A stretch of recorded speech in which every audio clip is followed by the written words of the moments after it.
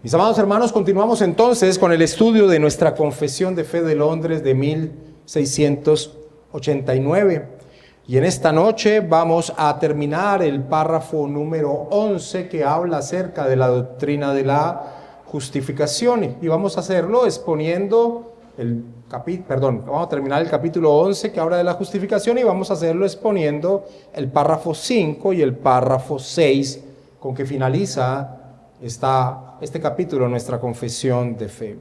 Me parece muy acertado el nombre que el doctor Sam Waldron coloca acerca de este párrafo número 5 con que vamos a iniciar el estudio en esta noche. Él lo llama la realidad equilibrada de la justificación. La realidad equilibrada de la justificación. Leamos, mis hermanos, ese párrafo 5. Ustedes deben tener allí su confesión de fe. Vamos a leer este párrafo 5. Dice: Dios continúa perdonando los pecados de aquellos que son justificados. Y aunque ellos nunca puedan caer del estado de justificación, aún así, por sus pecados, pueden caer en el desagrado paternal de Dios. En esa condición, la luz de su rostro no les es restaurada usualmente, hasta que se humillen, confiesen sus pecados, rueguen por perdón y renueven su fe y arrepentimiento. De allí el título entonces que le ha colocado el doctor Sam Waldron a este párrafo: la realidad equilibrada de la justificación. La realidad equilibrada de la justificación. Porque sí, nosotros somos perdonados y Dios continúa perdonándonos, pero nuestro pecado trae el desagrado y la disciplina paternal de Dios. Y mis hermanos, dura cosa es caer en el desagrado divino. Así que este es un párrafo importante. Pero así como hemos enfatizado en los párrafos anteriores, es fundamental al estudiar un documento histórico, porque este es un documento histórico, es fundamental conocer el contexto doctrinal del por qué se dejó plasmado este párrafo en nuestra confesión de fe. El doctor James Renihan expresa en torno a este párrafo 5 lo siguiente. Él dice: para los lectores contemporáneos, el punto de este párrafo 5 habría sido transparente, porque el paso del tiempo puede haberlo vuelto opaco. Y esto nos lo dice por la intención que tuvieron los escritores y los editores de la Confesión de Fe al redactarlo. Él sigue comentando: es otro intento de alejar las falsas doctrinas de los antinomianos. Y es que, hermanos, como vimos al estudiar el párrafo anterior, el párrafo número 4, el antinomianismo se había convertido en una fuerza doctrinal que amenazaba con llevarse a quienes no estuvieran claros en torno a lo que significaba ser justificados por Dios. El antinomianismo, en definición de Whitney Gamble, son aquellos que niegan de alguna manera, mira esa expresión, aquellos que niegan de alguna manera la relevancia continua de alguna parte o incluso de la totalidad de la ley moral de Dios. Mis hermanos, así como era relevante en el siglo XVII refutar esa tendencia del antinomianismo, lo es ahora. Porque en esta definición que da Gamble allí, caen muchas tendencias teológicas al día de hoy. Una parte o la totalidad de la ley moral de Dios. Es común hoy en día negar, aunque sea una parte de la ley moral de Dios. En su libro, Cristo y la Ley, el cual hace parte de los estudios sobre la Asamblea de Westminster, Gamble afirma lo siguiente. Él dice: esta sección, o sea, nuestro párrafo 5, esta sección proporcionó una respuesta a la afirmación antinomiana de que los creyentes, debido a la justicia de Cristo imputada a ellos en su justificación, ya no estaban corrompidos por el pecado de los ojos de Dios, así que no podían recibir castigo por su pecado. Por lo tanto, los ministros no debían predicar la necesidad del arrepentimiento por el pecado. Esa era una tendencia fuertísima. En medio de una iglesia que había estado recibiendo la influencia del arminianismo, como Inglaterra, a inicios del siglo XVII, las enseñanzas de Eaton, que se consideraba el campeón de este movimiento antinomiano, las enseñanzas de Eaton sonaban para muchos como la defensa de la gracia de Dios. Gamble nos expresa que Eaton creía que estaba llamado a restaurar la fe reformada clásica con su mensaje de justificación gratuita a una iglesia corrupta que proponía una visión legalista de la salvación en la que uno podía perder su justificación. Así que para este hombre, John Eaton, llamado el campeón del movimiento antinomiano, era incrédulo, bestial y blasfemo sostener que Dios todavía veía y castigaba el pecado en su pueblo después de que éste fuera justificado. Él enseñaba, por causa de la justicia de Cristo que les fue imputada, los pecados de los creyentes fueron borrados completamente de la memoria de Dios, de modo que el pueblo de Dios quedó libre para siempre de la condenación. ¿Sabes qué es lo peligroso de las doctrinas desviadas? Que contienen aspectos verdaderos, pero hay una raíz peligrosa, como aquí en estas expresiones de Gamble. Mark Seiber expresa: algunos antinomianos afirmaban que debido a que los pecados de un creyente no son imputables al hombre nuevo, sino al viejo, es innecesario que oren por el perdón. Dios no toma en cuenta sus pecados porque Él ve no los pecados, sino al creyente en Cristo. Tiempo atrás, un pastor amigo llegó con esta concepción en su mente en torno a la no necesidad de arrepentimiento de parte de los creyentes. Ya no había necesidad, y esto está muy unido a este tipo de enseñanzas. Ahora, que esta fue la causa principal, este movimiento antinomiano con estas enseñanzas de este hombre, John Eaton, que esta fue la causa principal para la redacción del párrafo 5, nosotros lo podemos confirmar a través de la obra de David Dixon, quien pregunta en torno a este párrafo 5 de la Confesión de Westminster y también nuestra Confesión Bautista de Londres de 1689. Pregunta Dixon: ¿pueden aquellos que son justificados por sus pecados caer bajo el desagrado paternal de Dios y no recibir la luz de su rostro hasta que se humillen, confiesen sus pecados, pidan perdón y renueven su fe y arrepentimiento? Es decir, está plasmando el párrafo 5 y él responde sí. Y entonces dice: pues bien, no se equivocan los antinomianos que sostienen que el amor y el favor de Dios hacia los justificados no puede consistir en su ira y castigo hacia ellos. Y responde sí. Así que claro, este es el aspecto histórico que nuestro párrafo 5 entonces tiene la intención de refutar. Pero hermanos, aunque esta es la intención principal de nuestro párrafo 5 de nuestra confesión de fe en el capítulo 11, este párrafo también en su primera parte también refuta el error católico romano y de otros grupos como los arminianos que enseñaban y que enseñan que se puede caer del estado de justificación, que la justificación puede perderse. El Concilio de Trento, para los que no lo sepan, el Concilio de Trento fue la reacción de la Iglesia de Roma ante el movimiento reformador. El Concilio de Trento, en el capítulo 14, que habla de los justos que caen en pecado y de su reparación, dice: los que habiendo recibido la gracia de la justificación, la perdieron por el pecado, podrán otra vez justificarse por los méritos de Jesucristo, procurando, excitados con el auxilio divino, recobrar la gracia perdida mediante el sacramento de la penitencia. Este modo, pues, de justificación es la preparación o restablecimiento del que ha caído en pecado, la misma que con mucha propiedad han llamado los santos padres segunda tabla después del naufragio de la gracia que perdió. Perder la justificación, volver a recuperar la justificación, eso, hermanos, es la expresión de los ojos colocados en el hombre, desligando totalmente a Dios. Todo depende del hombre en esa concepción en torno a la justificación. J. Williamson expresó: uno de los errores básicos del catolicismo romano es la confusión entre la justificación y la santificación, es decir, entre la santidad legal y la santidad inherente. Roma enseña que en ciertos momentos, como por ejemplo inmediatamente después del bautismo o la recepción de uno de los demás sacramentos, una persona es justa.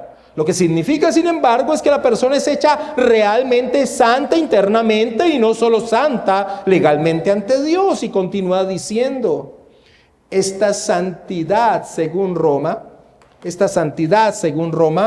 puede ser parcial o una totalmente destruida por el pecado venial o mortal. Una persona puede dejar de ser justa, debe ser de nuevo justificada por medio de la gracia de los sacramentos, y así sigue el ciclo constante. El pecado anula a la gracia sacramental y entonces la gracia sacramental anula el pecado. Esta es una doctrina que no da paz. Uno nunca puede estar seguro de su posición ante Dios. Pero amados hermanos, no.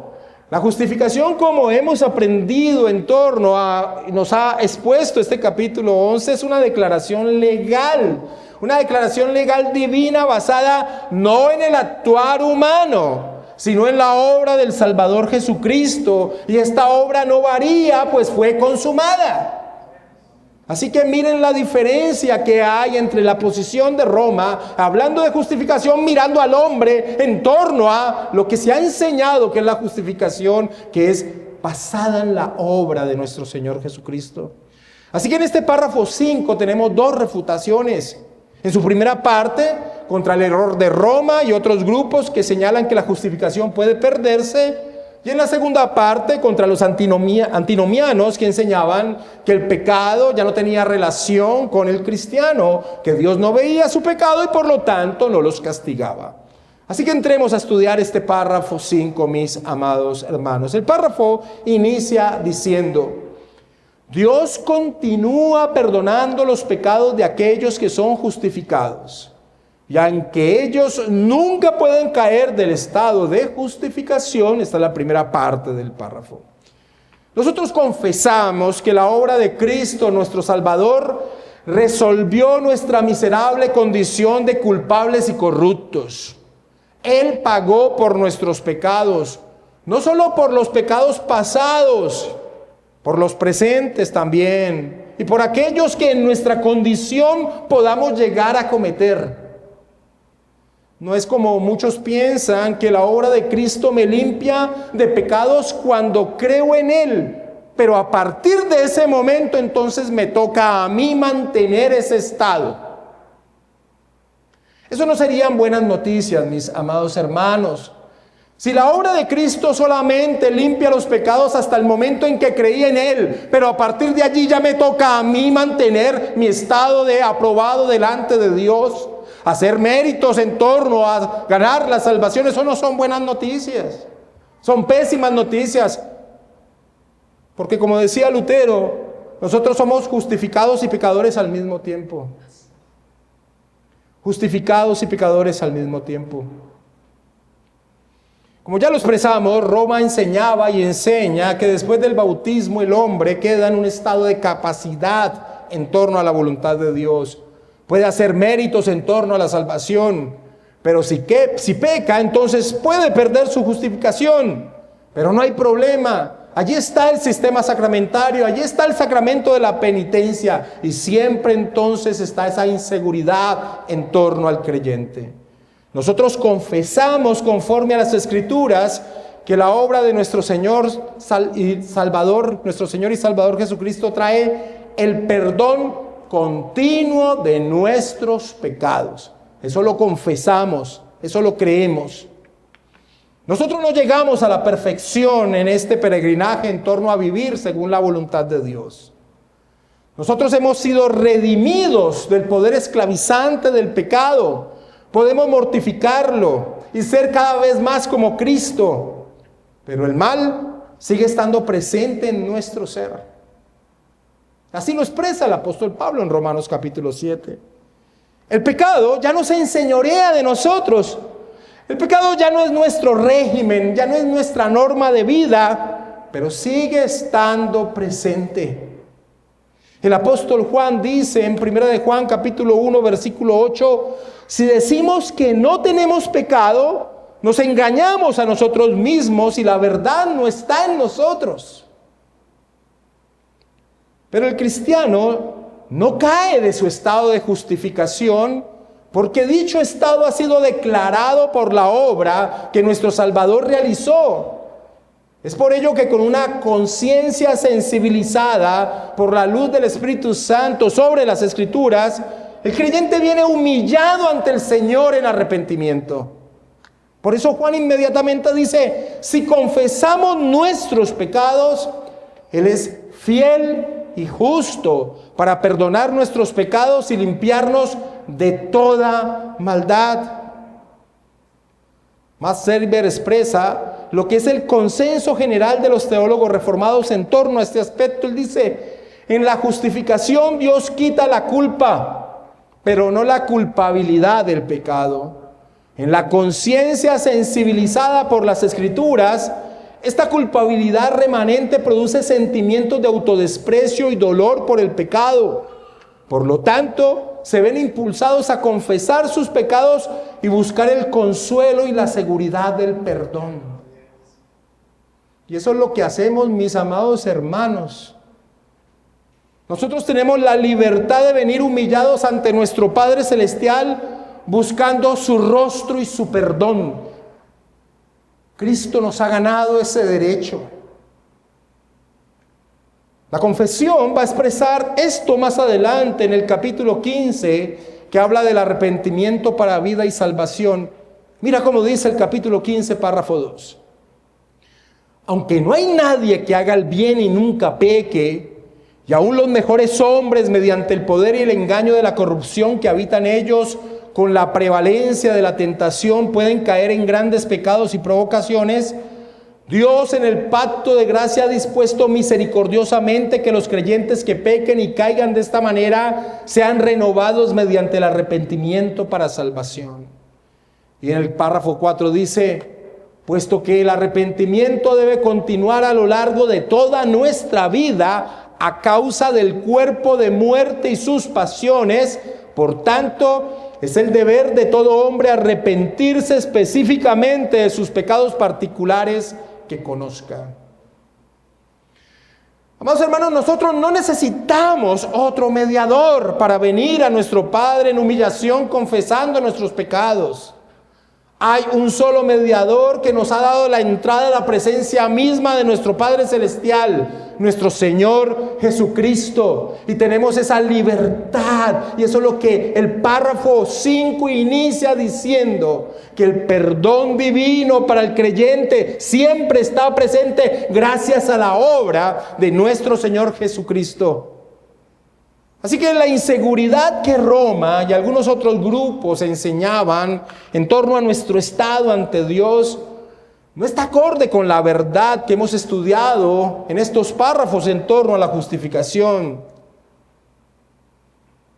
Porque nuestra aprobación no se encuentra en nosotros, sino que se fundamenta en el Salvador, en nuestro Señor Jesucristo. Por eso nuestra confesión dice, nunca pueden caer del estado de justificación. Nunca pueden caer del estado de justificación. Y de una manera clara y tajante lo va a expresar nuestra confesión de fe en el capítulo 17, que habla de la perseverancia de los santos en el párrafo 1, diciendo, aquellos a quienes Dios ha aceptado en el amado, ha llamado eficazmente y ha santificado por su Espíritu y ha dado la preciosa fe de sus elegidos, no puede caer total ni definitivamente del estado de gracia, sino que ciertamente perseverarán en ese estado hasta el fin y serán salvos eternamente, en vista que los dones y el llamamiento de Dios son irrevocables. De ahí que Él todavía engendra y alimenta en ellos la fe, el arrepentimiento, el amor, el gozo, la esperanza y todas las virtudes del Espíritu para inmortalidad, dice ese inicio del párrafo 1 del capítulo 17. Por eso Jane Renihan expresa lo siguiente en una forma de adoración en torno a la plenitud de la obra de Cristo. Recuerdan que hablábamos en el párrafo 3 acerca de la plenitud de la obra de Cristo, la base de nuestra justificación. Renihan dice, la obra de Dios es como el manto de Cristo, sin costuras, es decir, plena, completa. Y eso es lo que inicia diciendo nuestro párrafo 5. Pero hermanos, aunque el creyente no puede caer de su estado de justificación, y eso lo confesamos y lo decimos, ¿y por qué? Porque es un estado que se fundamenta no en nosotros, sino en nuestro Salvador. Aunque el creyente no puede caer de su estado de justificación, sí hay un estado en el cual puede caer. Y ese estado es el desagrado paterno. Por eso la confesión sigue diciendo en el párrafo 5, aún así, por sus pecados, pueden caer en el desagrado paternal de Dios.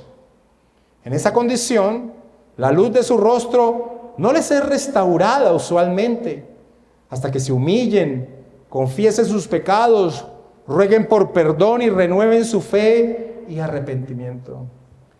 Thomas Watson, el puritano, escribió: la ira judicial de Dios se ha quitado, aunque Dios puede poner la vara. Ha quitado la maldición.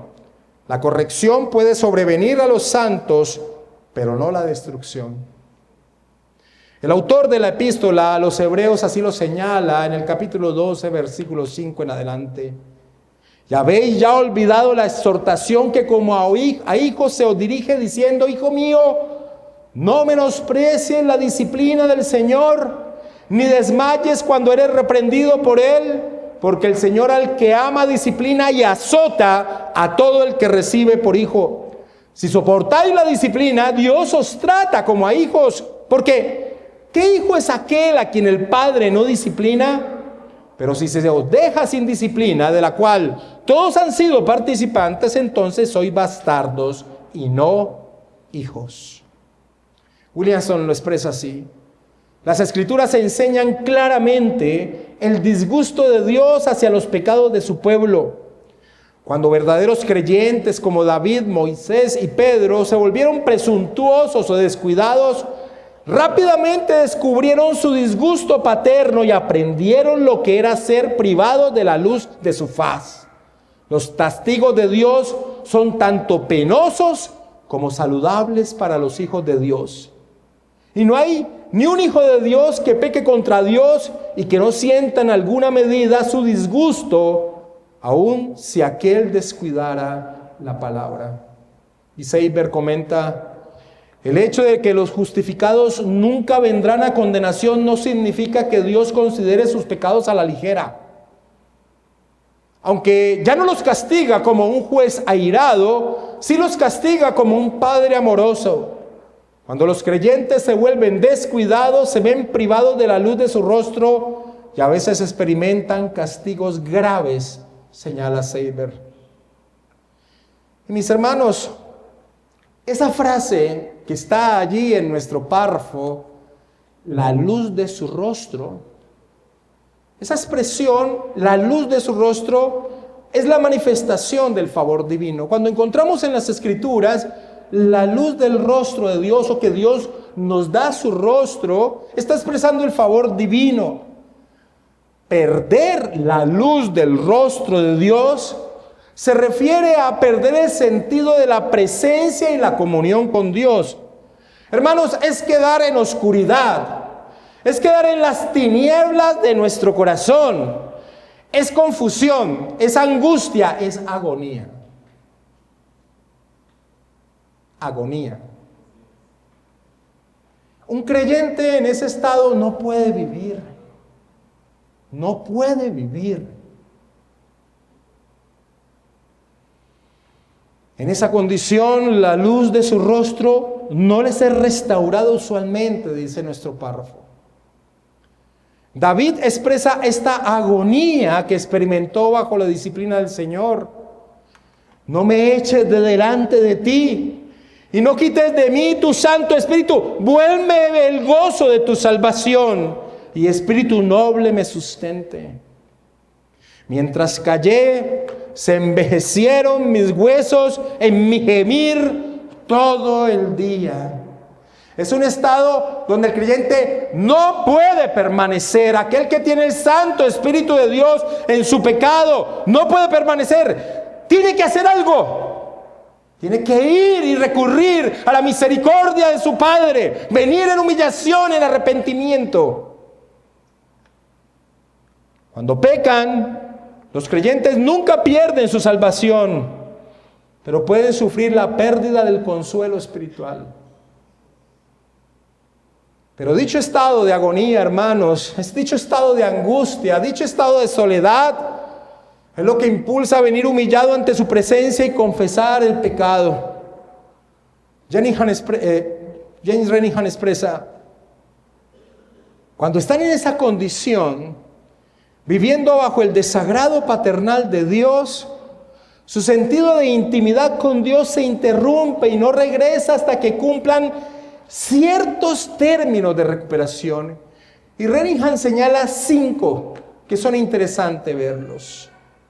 El primero, humillarse o presentarse ante el trono de la gracia con la debida mansedumbre y humildad.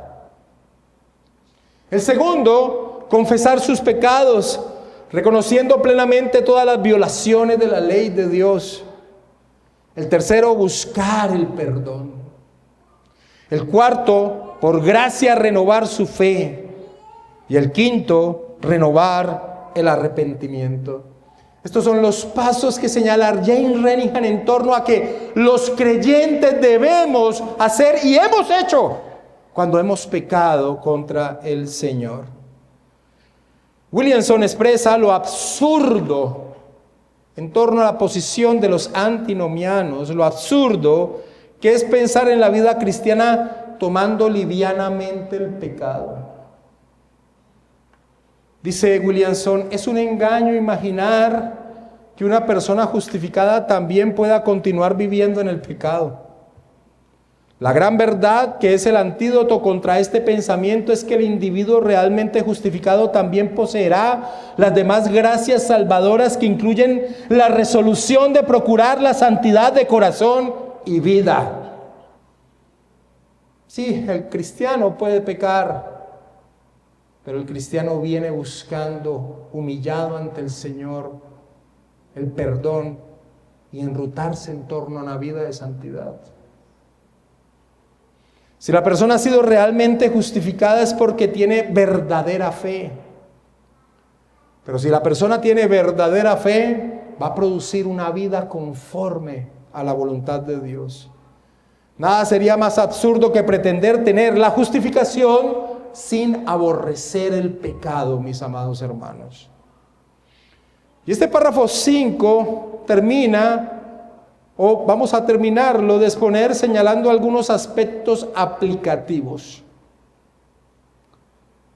El pecado, mis amados hermanos, no puede ser tomado a la ligera por parte de un cristiano. Y no puede ser tomado a la ligera, mucho menos basándose en la doctrina de la justificación, como lo hacían los antinomianos.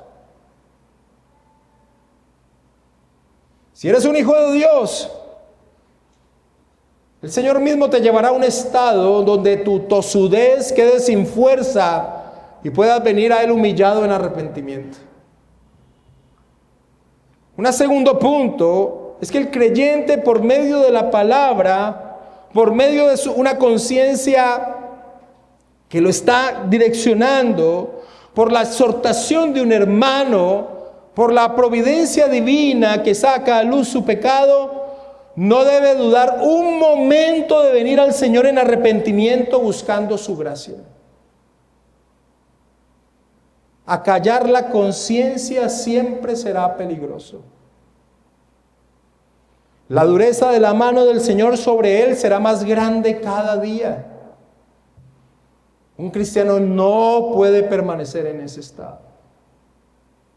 Seiber lo comenta así: si has venido a Cristo, es una contradicción retroceder aterrorizado ante el Dios en el que solo puedes pensar como un juez enojado. Recuerda que ninguna condenación hay para los que están en Cristo. Tus pecados nunca podrán quitar al justificador divino de su trono, al intercesor misericordioso de la corte de Dios o al abogado justo de tu lado. El apóstol Juan, en 1 de Juan, capítulo 2, versículo 1, dice: hijitos, estas cosas os escribo para que no pequéis. Y si alguno hubiere pecado, abogado tenemos para con el Padre, a Jesucristo el justo, dice el apóstol Juan. Así que este párrafo 5, con todo su contexto histórico, que el párrafo refuta la posición romana en torno a poder caer del estado de justificación, no. Pero también la posición antinomiana en torno a vivir una vida descuidada, en torno a tampoco. Expone una verdad gloriosa para el creyente, pero también una advertencia. Y es que caer en el desagrado divino es una cuestión fuerte. El cristiano no puede vivir en ese estado. Vamos a terminar nuestra exposición de la confesión de fe mirando el párrafo último, el párrafo número 6, que correctamente el doctor Sam Waldron ha colocado por título La uniformidad inmutable de la justificación. La uniformidad inmutable de la justificación. Nuestra confesión de fe termina el capítulo en torno a la justificación afirmando lo siguiente, párrafo 6 de sus confesiones de fe, mis amados hermanos. La justificación de los creyentes bajo el Antiguo Testamento fue, en todos estos sentidos, exactamente la misma que la justificación de los creyentes bajo el Nuevo Testamento. La justificación de los creyentes bajo el Antiguo Testamento fue, en todos estos sentidos que hemos estudiado desde el párrafo 1 hasta acá, exactamente la misma que la justificación de los creyentes bajo el Nuevo Testamento. Y es que no puede ser de otra manera, porque no existe otra condescendencia divina para el hombre que la que Él ha señalado.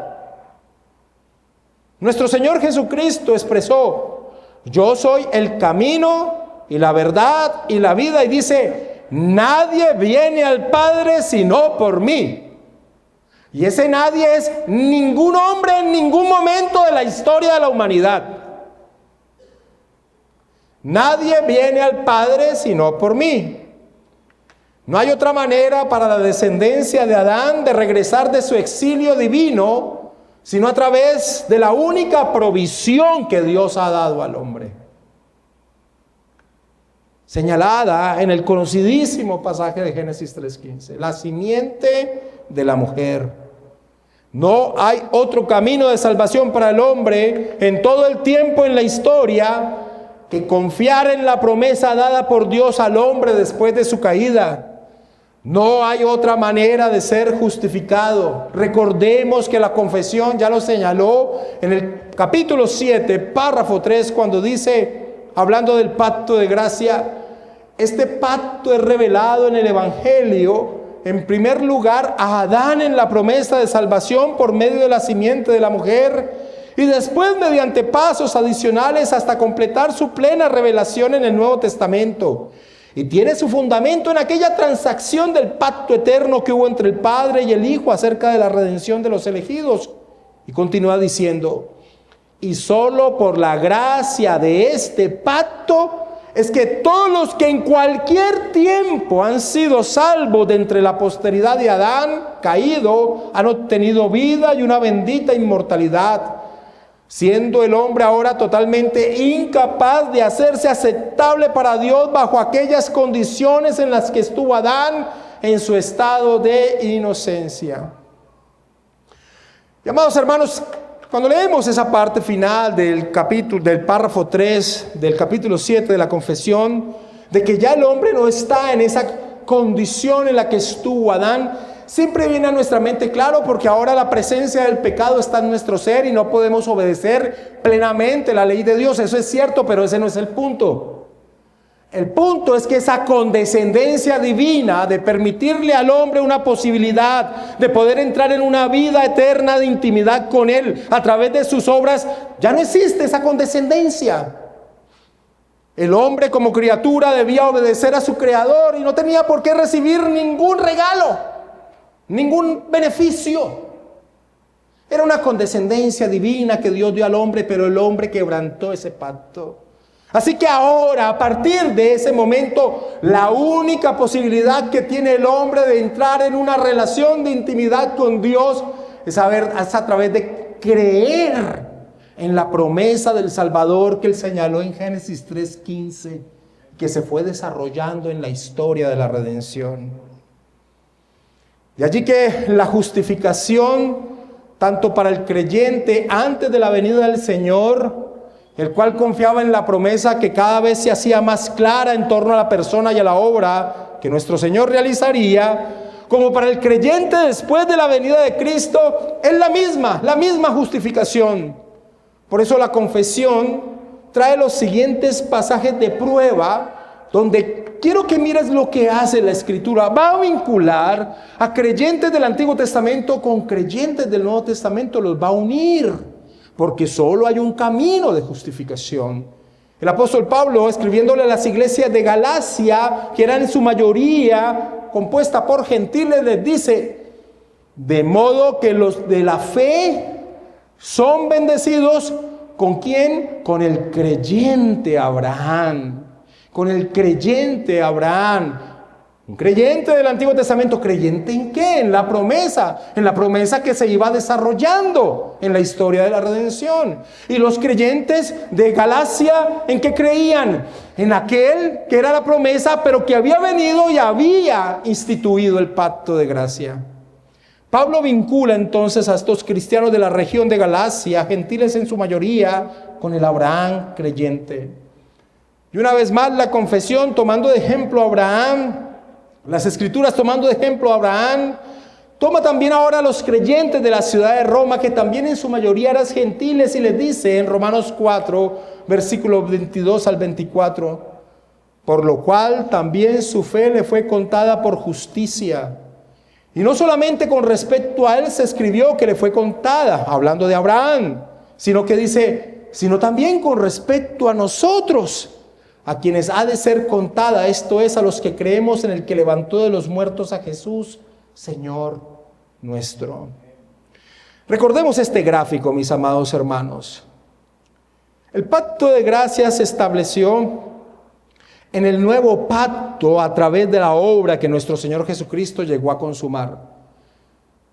Así que la pregunta es, ¿cómo fueron salvos los creyentes del Antiguo Testamento? Los creyentes bajo el antiguo pacto fueron salvos al depositar su fe en torno a la promesa de aquel que habría de venir, que cada uno de los pactos del Antiguo Testamento iban trayendo cada vez mayor luz en torno a la persona y obra que iba a realizar.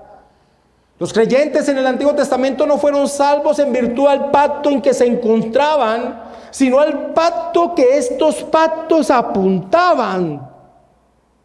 Y es por eso que nuestra confesión de fe, en el párrafo 6 del capítulo 8 que habla del mediador, afirma: aunque el precio de la redención no fue pagado por Cristo actualmente hasta después de su encarnación, aún así la virtud, la eficacia y el beneficio de esta fueron comunicados a los elegidos en todas las épocas sucesivamente, desde el principio del mundo, en y mediante aquellas promesas, tipos y sacrificios en los cuales Él fue revelado y señalado como la simiente de la mujer que heriría la cabeza de la serpiente, y como el cordero inmolado desde la fundación del mundo, siendo el mismo ayer y hoy y por los siglos.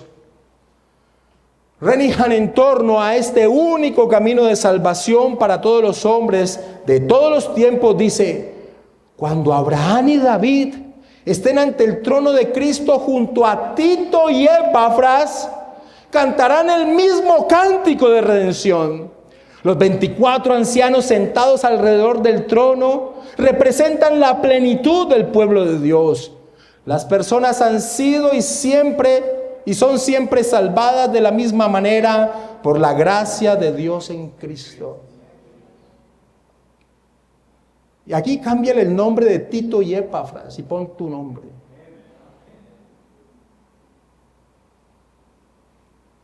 Ahora, este último párrafo de este capítulo también tenía una intención de refutar varias posiciones cerradas de grupos del siglo XVII. ¿Por qué? Porque el antinomiano John Eaton, el padre del antinomianismo inglés, al enseñar que Dios no puede castigar el pecado de los justificados porque el sacrificio de Cristo había revestido por completo y definitivamente a su pueblo con las vestiduras nupciales de justicia, tenía que responder a preguntas como: ¿y qué del castigo que David recibió de parte del Señor por su pecado? Entonces Eaton va a crear un sistema de redención bíblica que constaba de 3 eras o dispensaciones diferentes. Después de la creación hasta la muerte de Cristo, estaba gobernada por la estricta regla de la ley. Durante este tiempo la justificación se obtenía solo por la obediencia perfecta a la ley. Como David vivía en esta era bajo el terror de la ley, recibió castigo por su pecado. Eaton enseñaba: el ministerio de Juan el Bautista puso fin a esta era de esclavitud e inauguró la segunda era, que fue un periodo de transición caracterizado por un terror parcial a la ley. Durante este tiempo, la antigua severidad legal que pesaba sobre los hijos de Dios y el gobierno de la ley, que parecía al de un ayo, comenzaron a desacelerarse y cesar. La muerte de Cristo trajo la tercera era, donde la justificación se otorga libremente con base en la obra de Jesús. Los creyentes en esta época no pueden ser obligados a cumplir la ley moral, porque es una regla y una guía solo para aquellos bajo el terror de la primera era. Así que por medio de este sistema que creó Eaton, se excluía al Antiguo Testamento de la gracia de Dios y silenciaba su papel en la vida del creyente después de la obra de Cristo. Otro grupo que refuta este párrafo 6 eran los socinianos. David Dixon en torno a este párrafo expresa: no se equivocan los socinianos que sostienen que la forma de justificación no es la misma en ambos testamentos. Y responde: sí. John Owen en torno a estos socinianos expresó: ciertamente algunos en estos últimos días han revivido la vieja imaginación pelagiana que ante la ley los hombres fueron salvados por la conducta de la luz natural y la razón, y bajo la ley por doctrinas directivas, preceptos y sacrificios de ella, sin ningún vínculo al Señor Cristo o su mediación en otro pacto. Así que, mis hermanos, también el párrafo 6 tiene una intención refutadora. Hermanos, pero no sé si cuando leíamos la forma de dispensación de salvación que creó Eaton, no se les vino a la mente el dispensacionalismo.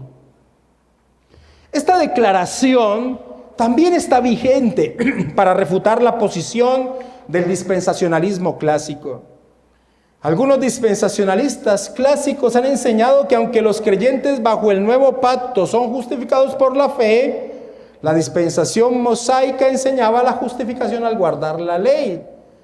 J. Williamson comenta: el dispensacionalismo que hemos mirado anteriormente, dice, es particularmente peligroso, pues tiende a negar o por lo menos ocultar el hecho de que la justificación de los creyentes bajo el Antiguo Testamento era esencialmente la misma que la justificación de los creyentes bajo el Nuevo Testamento.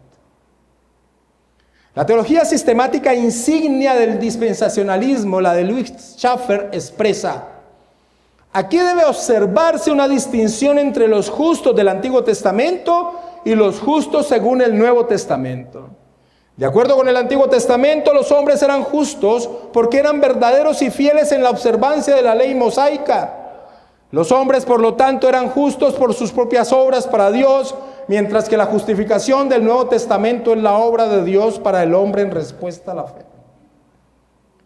Y en su versión original, la popular Biblia de estudio de Scofield enseñaba, y digo en su versión original porque después se le sacaron estos pasajes.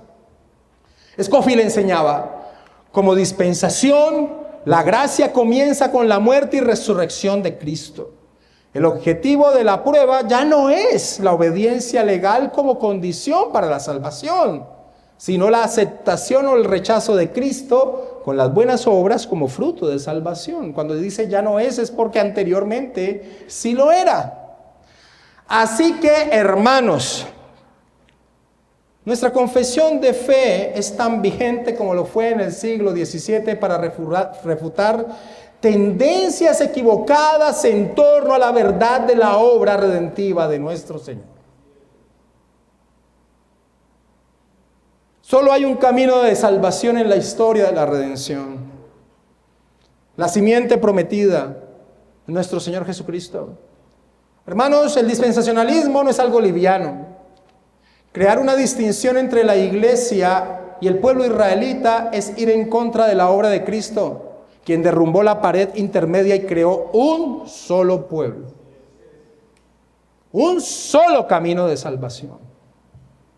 Un solo propósito redentivo.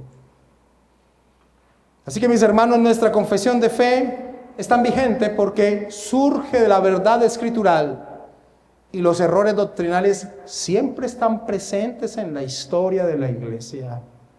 De allí lo importante de conocer estas expresiones aún en su parte histórica para ver que no están tan alejadas a los retos que hoy también tenemos y tenemos en nuestra confesión de fe una herramienta maravillosa para expresar la verdad que creemos que surge de las Escrituras, mis amados hermanos. La justificación de los creyentes bajo el Antiguo Testamento fue en todos estos sentidos exactamente la misma que la justificación de los creyentes bajo el Nuevo Testamento. Vamos a orar, mis amados hermanos.